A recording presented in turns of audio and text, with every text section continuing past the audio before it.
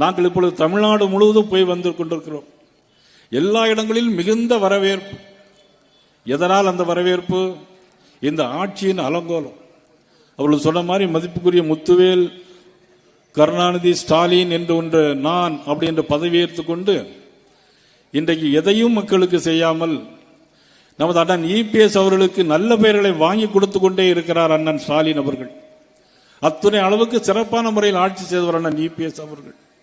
யாராலும் மறுக்க முடியாது. இன்னைக்கு பள்ளிக்கூடங்களில் இவ்வளவு மோசமான ஒரு சூழ்நிலை, கல்லூரிகளில் இடமில்லாமல், பள்ளிக்கூடங்கள் இடமில்லாமல் இன்னைக்கு மிக மோசமான ஒரு சூழ்நிலை. கள்ளச்சாராயம் விற்ற திமுக, விவசாய இணையமைப்பாளர் கீரிப்பட்டி ரெயின்போ கணேசன் கள்ளச்சாராயம் விற்றவர், திமுகவுடைய பகுதி செயலாளர். போலி ஆவணம் தயாரித்து 17 லட்சம் ரூபாய் மோசடி செய்த ஒரு திமுக உறுப்பினர் பொதுமக்களை மிரட்டுகிறார். ஒட்டுமொத்த சேலமே இன்னைக்கு தண்ணீர் தட்டுப்பாட்டில் இருந்து கொண்டிருக்கிறது. எல்லா மக்களும் கண்ணீர் வடிக்கின்ற நிலைமையில் இருக்கிறது. இந்த வீடியோவில் நீங்க பார்த்திருப்பீங்க. அவர்கள் தேர்தல் வாக்குறுதி நிறைய சொன்னாங்க.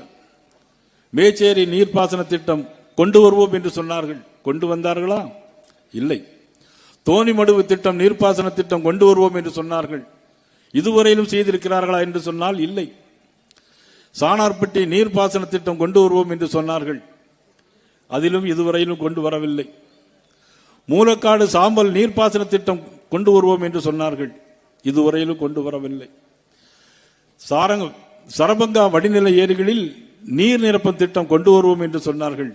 இதுவரையிலும் கொண்டு வரவில்லை. அதனால் என்ன பலன்? மேட்டூரிலிருந்து எல்லா தண்ணியும் கடலிலே போய் சென்று சேர்க்கிறது. வசிஷ்ட நதி வரை மேட்டூர் அணை திறந்து கொண்டு வேண்டும் சொன்னார்கள். சேலம் முழுமைக்கும் பாசனம் வரும். ஆனால் அந்த வசிஷ்ட நதி நீர் என்னாச்சு என்று கேட்டால் அதை பற்றி ஒன்று சொல்ல முடியாது. அந்த அளவிற்கு ஒரு மோசமான ஒரு ஆட்சி. இந்த வீடியோவில் பார்த்துருப்பீங்க. மரவள்ளி கிழங்கு அதிகமாக விளைகின்ற பகுதி இந்த சேலம் நகர் மாவட்டம். அந்த மரவள்ளி கிழங்குக்கு ஆதார விலை அதிகமாக ஆக்கி தருவோம் என்று சொன்னார்கள். இதுவரையிலும் சொல்லவில்லை. ஆனால் தலைவாசல் பகுதியில் மார்க்கெட் நவீனப்படுத்த வேண்டும் என்று சொன்னார்கள். தேர்தல் அறிக்கையிலே திமுக சொன்னது.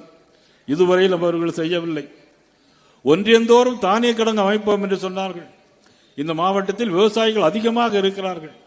இந்த மாவட்டத்தில் மட்டும் 24,000 பேருக்கு மாதம் ஒன்றிற்கு 6,000 கொடுக்கிறார் பாரத பிரதமர் நரேந்திர மோடி அவர்கள். விவசாயிகள் நிறைந்த மாவட்டம். திராவிட முன்னேற்ற கழகம் எதுவும் கொடுக்கிறார்கள் என்று சொன்னால் ஒன்றுமில்லை.